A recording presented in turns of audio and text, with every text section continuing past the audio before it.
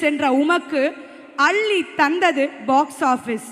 வெற்றியை அடிக்கல்லாய் வைத்து துவங்கிய உங்கள் திரைப்பயணம் இன்று தமிழக வெற்றி கழகத்தின் மூலம் இனிதே துவங்கியது உங்கள் அரசியல் பயணம். 26 வயதில் யூத்தாக நீங்கள் ஏற்படுத்திய குஷி போதாது. வரும் 26இல் வரப்போகும் நாளைய தீர்ப்புக்காக காத்திருக்கிறோம். எங்களின் தளபதியை, மக்களின் அதிபதியை, தமிழக வெற்றி கழகத்தின் தலைவரை ஒரு பலத்த கரகோஷத்துடன் சிறப்புரை வழங்க மேடைக்கு அன்போடு அழைக்கிறோம்.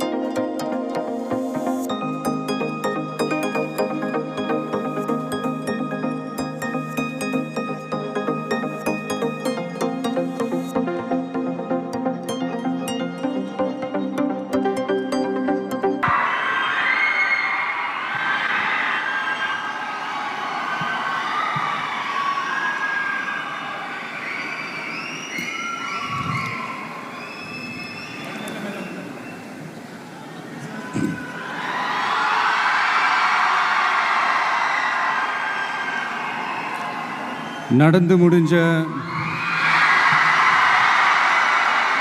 10வது மற்றும் 12வது தேர்வில் சாதனை படைத்த என்னுடைய தம்பி தங்கைகளுக்கும், இன்னைக்கு பெருமையோடு வந்திருக்கிற அவங்களுடைய பெற்றோர்களுக்கும்,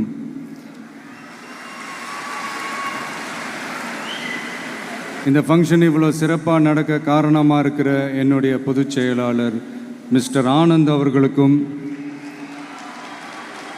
மிஸ்டர் ராஜேந்திரன் அவர்களுக்கும், தமிழக வெற்றி கழகத்தினுடைய தோழர்களுக்கும்,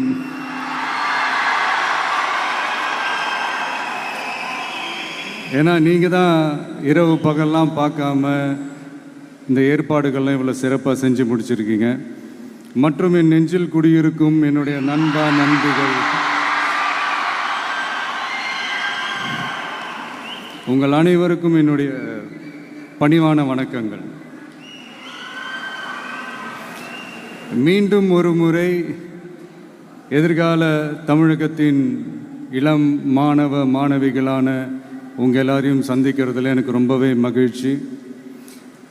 அதாவது இந்த ஒரு பாசிட்டிவ் பவர் இருக்கிறவங்கள பார்க்கும்போது ஆட்டோமேட்டிக்காக ஒரு எனர்ஜி, ஆட்டோமேட்டிக்காக ஒரு கெமிஸ்ட்ரி ஒர்க் அவுட் ஆகும்னு சொல்லுவாங்கள்ல, அது இன்னைக்கு காலையிலேருந்து எனக்கு பயங்கரமாக ஒர்க் அவுட் ஆகிட்டுருக்கு. உங்கள் எல்லாரையும் முகத்தை பார்த்ததுலேருந்து. ஸோ மை டியர் குட்டி நண்பா நண்பீஸ்,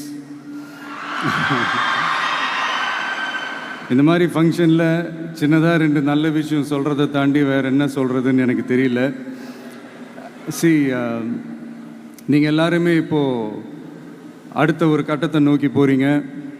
உங்கள் கெரியரை சூஸ் பண்ணக்கூடிய அந்த கட்டத்தை நோக்கி போகிறீங்க.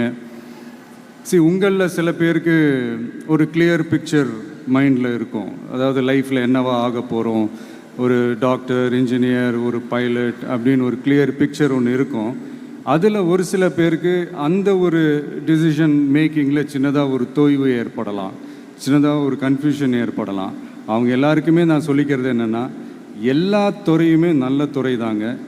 நீங்கள் எதை தேர்ந்தெடுக்கிறீங்களோ அதில் உங்களுடைய முழு ஈடுபாட்டோட உங்களுடைய 100% உழைப்பை போட்டிங்கன்னா அது யாராக இருந்தாலுமே வெற்றி நிச்சயம்தான். அதனால் உங்களுக்கு பிடிச்ச துறையை நீங்கள் தேர்ந்தெடுங்க. அதில் இருக்கிற ஆப்ஷன்ஸ் எல்லாம் ஃபஸ்ட்டு தெரிஞ்சுக்கோங்க. உங்கள் பேரண்ட்ஸ் கிட்ட டிஸ்கஸ் பண்ணுங்கள், உங்கள் ஸ்கூல் டீச்சர்ஸ் கிட்ட டிஸ்கஸ் பண்ணுங்கள். இந்த கெரியர் கைடன்ஸ் கொடுக்கறதுக்கெல்லாம் நிறைய பேர் இருக்காங்க, இந்த கெரியர் கவுன்சிலிங் கொடுக்கறதுக்கெல்லாம் நிறைய பேர் இருக்காங்க. அவங்க எல்லாரையும் மீட் பண்ணுங்கள். இந்த மாதிரி ஒரு சந்தர்ப்பத்தில் நான் என்னுடைய ஒரு சின்னதாக ஒரு கெரியர் கைடன்ஸ் உங்ககிட்ட ஷேர் பண்ணணும்னு ஆசைப்பட்றேங்க. பொதுவாக நம்ம வந்து ஒரு துறையை தேர்ந்தெடுக்கும் போது அதில் எவ்வளோ டிமாண்ட் இருக்குது அப்படின்றத நம்ம பார்ப்போம் இல்லையா. ஃபார் எக்ஸாம்பிள் மருத்துவம் பொறியியல் மட்டும்தான் நல்ல ஃபீல்டுன்னு சொல்ல முடியாது. இன்னும் சொல்லப்போனால் நம்ம தமிழ்நாட்டில் உலகத்தரத்தில் டாக்டர்ஸ், இன்ஜினியர்ஸ், லாயர்ஸ்லாம் அதிகமாகவே இருக்காங்க. இங்கே நம்மக்கிட்ட என்ன இல்லை அப்படின்னா, இங்கே நமக்கு எது இன்னும் அதிகமாக தேவைப்படுது அப்படின்னா நல்ல தலைவர்கள்.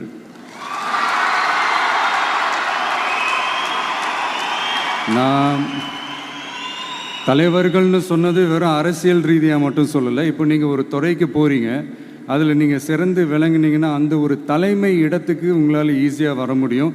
அதைத்தான் நான் சொன்னேன், இன்னும் நமக்கு நிறையா தலைவர்கள் தேவைப்படுறாங்க அப்படின்ட்டு.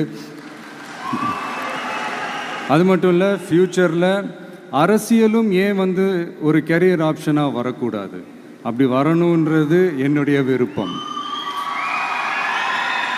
நல்லா படித்தவங்க அரசியலுக்கு வரணுமா வேண்டாமா? உங்களை தான் கேட்குறேன். நல்லா படித்தவங்க அரசியலுக்கு வரணுமா வேண்டாமா? நல்லா படித்தவங்க தலைவர்களாக வரணுமா வேண்டாமா? ஓகே, உங்கள் ஆர்வம் எனக்கு புரியுது. பட் இப்போதைக்கு படிங்க, மீதியெல்லாம் அப்புறம் பார்த்துக்கலாம். அதே மாதிரி நீங்கள் படிக்கும்போதே மறைமுகமாகவே நீங்கள் அரசியலில் ஈடுபட முடியும். அது எப்படின்னா ரொம்ப சிம்பிள். நீங்கள் ஒன்றும் இல்லை, நீங்கள் டெய்லி இந்த நியூஸ் பேப்பர்லாம் படிங்களேன். படிக்க படிக்க உங்களுக்கே தெரியும், ஒரே செய்தியை ஒரு நியூஸ் பேப்பர் ஒரு மாதிரி எழுதுவாங்க, அதே செய்தியை இன்னொரு நியூஸ் பேப்பர் இன்னொரு மாதிரி எழுதுவாங்க.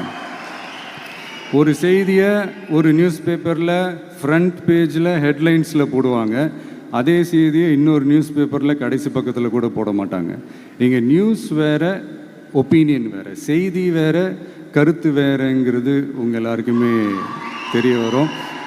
இப்போல்லாம் பார்த்தீங்கன்னா நிறையா இந்த மெயின் ஸ்ட்ரீம் மீடியாவுக்கு ஈக்குவலாக நிறையா இந்த சோஷியல் மீடியா சேனல்ஸ்லாம் இந்த நல்லது கெட்டதுன்னு இந்த ஒப்பீனியன்லாம் க்ரியேட் பண்ணுறாங்கல்ல. அதெல்லாம் நீங்கள் பார்த்தீங்கன்னா ரொம்ப ஈஸியாக ஒரு நல்லதை கெட்டதாகவும் கெட்டதும் நல்லதாகவும் நல்லவங்களை கெட்டவங்க மாதிரியும் கெட்டவங்கள நல்லவங்க மாதிரி இந்த மாதிரி புரணி பேசி ப்ரொஜெக்ட் பண்ணுறதெல்லாம் இந்த மீடியா, சோஷியல் மீடியாலலாம் நம்ம பார்க்குறோம் இல்லையா. நீங்கள் எல்லாமே பாருங்கள், நீங்கள் எல்லாமே படிங்க, பட் எது உண்மை பொய்ன்னு மட்டும் அனலைஸ் பண்ண மட்டும் கற்றுக்கங்க.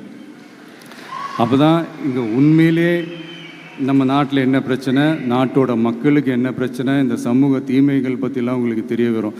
அது தெரிஞ்சுக்கிட்டாலே இந்த ஒரு சில அரசியல் கட்சிகள் செய்கிற இந்த பொய்யான பிரச்சாரங்களை எல்லாம் நம்பாமல் எது கரெக்டு, எது தப்பு, எது உண்மை பொய்ன்னு இதை அனலைஸ் பண்ணி பார்த்துட்டு நல்ல தலைவர்களை தேர்ந்தெடுக்கக்கூடிய ஒரு விசாலமான ஒரு உலக பார்வை உங்களால் வளர்த்துக்க முடியும்.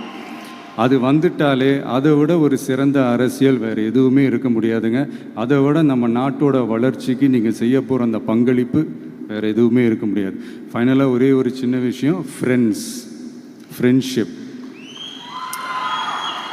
Ads fragrance to life. அதில் எந்த மாற்று கருத்துமே கிடையாது.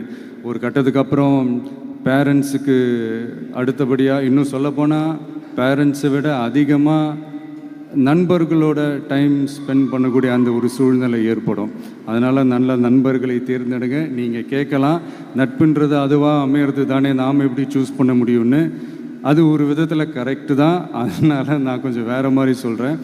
இப்போது உங்களுடைய இந்த நட்பு வட்டாரத்தில் இப்போ ஏதோ ஒரு விஷயம் தப்பாக இருக்குது அப்படின்னா, இப்போது அதில் சில பேர் இந்த தவறான பழக்கங்களில் ஈடுபட்டிருந்தாங்கன்னா முடிஞ்சால் அவங்கள நல்வழிப்படுத்த பாருங்கள். இந்த தவறான பழக்கங்களில் மட்டும் ஈடுபடாதீங்க, ஈடுபடக்கூடாது.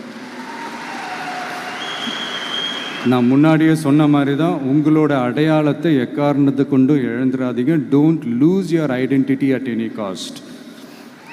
இது நான் ஏன் இவ்வளோ வலியுறுத்தி சொல்கிறேன்னா, இப்போ ரீசெண்ட் டைமில் நீங்கள் பார்த்தீங்கன்னா நம்ம தமிழ்நாட்டில் இந்த போதை பொருட்களுடைய இந்த பயன்பாடு அதெல்லாம் முக்கியமாக யங்ஸ்டர்ஸ் மத்தியில் ரொம்பவே அதிகமாகிருச்சு. ஒரு பெற்றோர் என்ற முறையில், ஒரு அரசியல் இயக்கத்துக்கு தலைவர் என்ற முறையில் எனக்குமே ரொம்ப அச்சமாக தான் இருக்குது. சொல்லலாம், இப்போ இந்த போதை பொருட்கள்லாம் இதெல்லாம் கண்ட்ரோல் பண்ணுறது அரசோட கடமை, இதெல்லாம் யங்ஸ்டர்ஸை இதிலேருந்து காப்பாற்றுறதெல்லாம் அரசுங்களோட கடமை. இப்போ ஆளும் அரசு அதெல்லாம் தவற விட்டுட்டாங்க. அப்படின்றத பற்றிலாம் நான் இங்கே பேச வரல, அதுக்கான மேடையும் இது இல்லை. நான் என்ன சொல்ல வரேன்னா, சில நேரத்தில் அரசாங்கத்தை விட நம்ம லைஃப்பை நம்ம தான் பார்த்துக்கணும், நம்மளுடைய சேஃப்டியை நம்ம தான் பார்த்துக்கணும்.